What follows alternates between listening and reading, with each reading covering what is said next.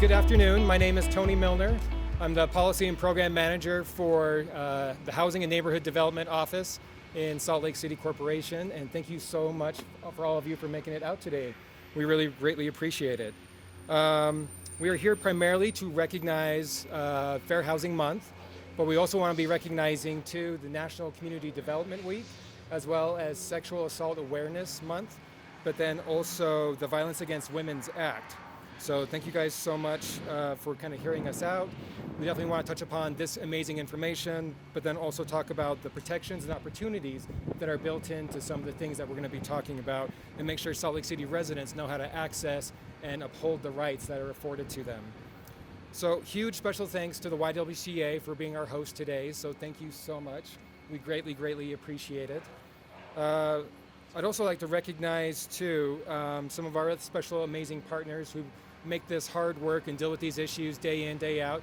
Kind of behind you guys is Jennifer Campbell with South Valley Services, and then also Adina Zaradnikovic with Disability Law Center. So thank you guys so much for being here. Both Gabriella with the YWCA and Jennifer and Adina will be available for questions afterwards. So first we will hear from Mayor Erin Mendenhall, and then we'll hear from Gabriella Archuleta of the YWCA, who is their public policy analyst. Okay, with that, just again wanted to huge thank you to everyone for being here, and I will turn it over to the mayors.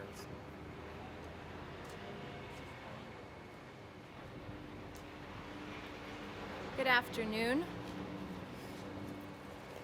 Housing is the most basic and the most essential security and aspect of safety and stability in families' lives across the United States and arguably anywhere in the world.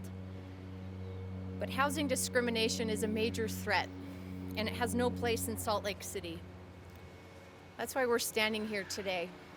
This April marks the 53rd anniversary of the passage of the Federal Fair Housing Act, which of course seeks to eliminate discrimination in housing opportunities and to affirmatively further housing choices for all Americans. It ensures that people cannot be denied housing based on their race, color, religion, sex, disability, family status, or national origin. April, as Tony mentioned, is also Sexual Assault Awareness Month, which is why we're here at the YWCA.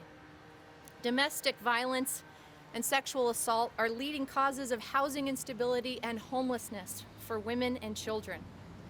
Thankfully, we have incredible community partners like the Y, which works to connect women and children with transitional housing and long-term housing. And in 2020, the YWCA helped 96 participants achieve long-term housing. 176 participants were served in the transitional housing program. 90 were provided financial assistance toward long-term housing stability, and 58% of transitional housing program participants obtained permanent housing upon their exit of the program. 533 children were served by children's services programs here. Today, we at Salt Lake City reaffirm our commitment to making this city a place where diversity is welcomed in every apartment complex, in every condo building, in every house, and that no one is turned away for who they are. This week, I signed proclamations declaring April Fair Housing Month and Sexual Assault Awareness Month. And although housing protection laws have been around for the better part of a century, Salt Lake City is not free from the realities of housing discrimination. On average, the Disability Law Center, which advocates for the rights of Utahns with disabilities, receives about 300 calls a year from Salt Lake City residents. What's more, the mortgage application denial rate for Salt Lake City Hispanics is at 20% compared to non-Hispanics, for whom the denial rate is only 13%. These disparities are unacceptable. They're unfair. And to those who think they've been discriminated against, please contact the Utah Anti-Discrimination and Labor Division at 801-530-6800 or visit laborcommission.utah.gov. I'm grateful to the landlords, the realtors, the lenders, and the insurers who take housing rights seriously. Because basic Housing is a basic human right, and it's fundamental to the success and thriving of all children. And everyone, like the incredible women and the children that the YWCA serves, deserve to be treated fairly. Thank you for being out here today, and I'll turn the time over to Gabriella.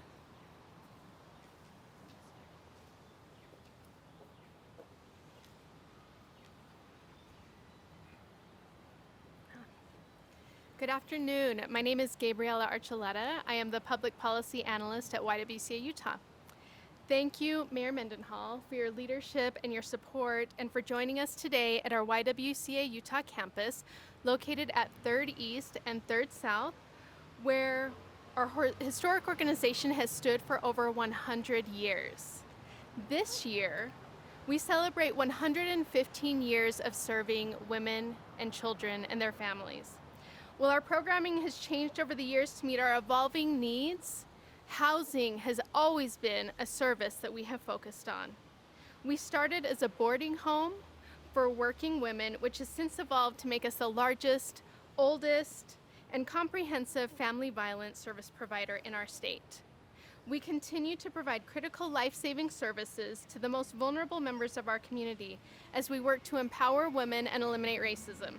Our staff is there ready to provide comprehensive wraparound services and trauma-informed care 24/7 so families can enjoy economic stability, health, safety, and well-being.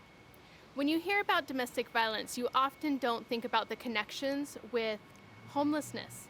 However, there's an inextricable link between domestic violence, homelessness, and housing instability. In fact, like the mayor mentioned, domestic violence and sexual violence are one of the leading causes of homelessness for women and their families.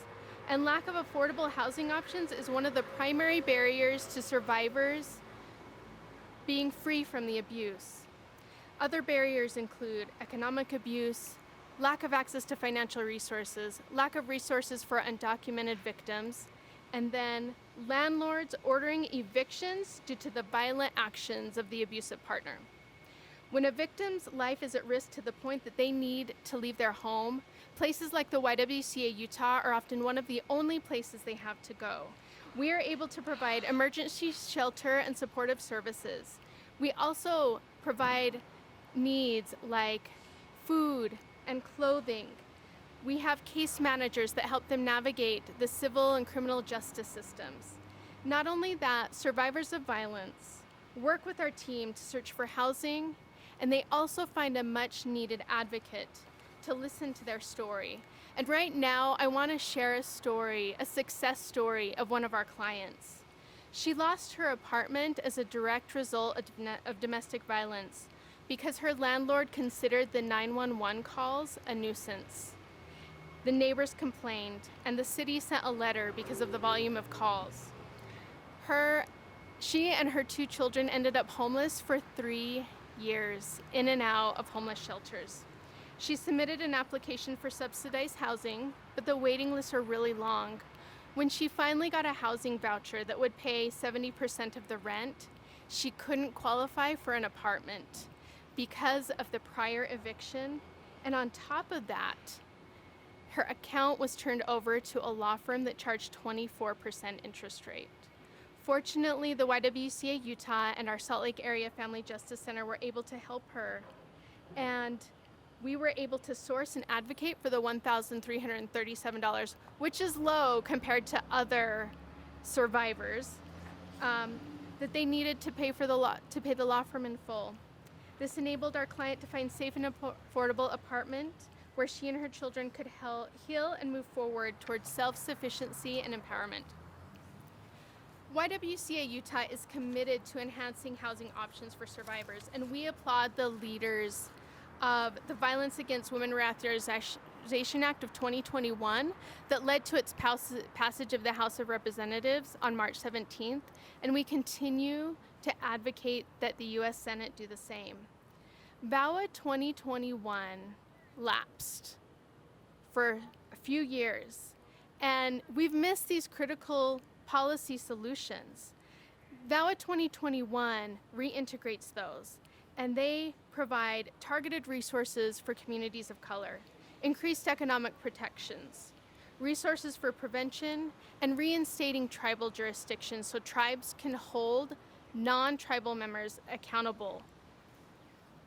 It also provides affordable housing support, transitional housing grant programs, addresses housing needs and protections, and prevents landlord retaliation, and importantly, protects the right to report a crime from one's own home. Had these provisions been in place, our client wouldn't have been forced into homelessness for calling 911 when being battered by her partner.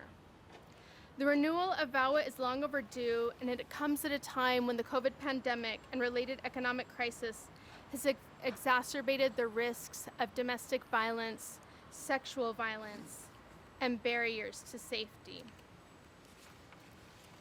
VAWA and the Community Development Block Grant that we received from Salt Lake City are critical to funding sources that we need in order to provide these comprehensive wraparound services.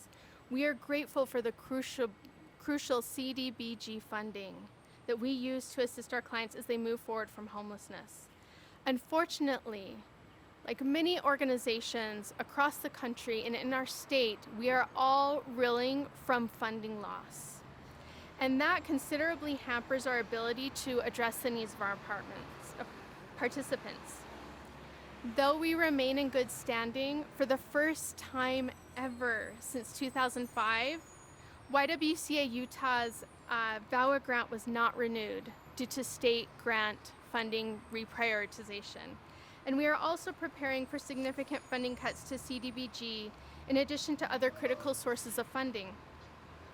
At a time of increased need and vulnerability to violence and homelessness for women and children, and really all people in our community, we are facing a decrease in crucial funds we need to support them. Despite these funding cuts, YWCA Utah has remained open and fully operational. We're committed to responding to the needs of the most marginalized in our community. And we do our work in collaboration with many organizations, municipalities, and donors, and we thank them all for their support. These collaborations are more important than ever as we navigate these uncertain times together. We are stronger together. Thank you.